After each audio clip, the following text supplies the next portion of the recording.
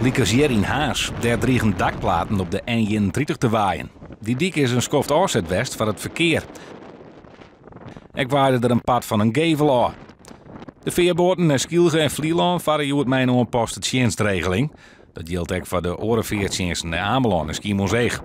Op de eilanden ben al maatregels naam. Nou, op wat eilanden hebben we wel verhoogde waterstanden. Je moet denken dat in ieder geval alle veerterreinen onder water komen te staan vanavond. Op Vlieland is een duiker van de gemeente door de dijk van Rijkswaterstaat heen, die wordt dichtgezet. En ook het wetterskip is wel paraat, maar we doen nog geen dijkbewaking, want zijn de waterstanden nog niet hoog genoeg voor.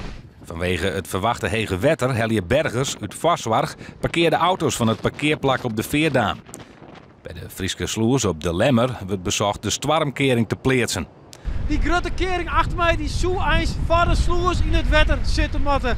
Maar de meesten van het wetterschip Jury Flevoland die vinden dat te gevaarlijk. Ze door hem er net in te zetten, want het waait gewoon te hard. Het KNMI en Rijkswettersteert waarschuwt om net samen de dik op te gaan. Vrachtauto's hebben moeite het stuurjocht te houden. Op de A6 rekken deze vrachtwijnen in een probleem.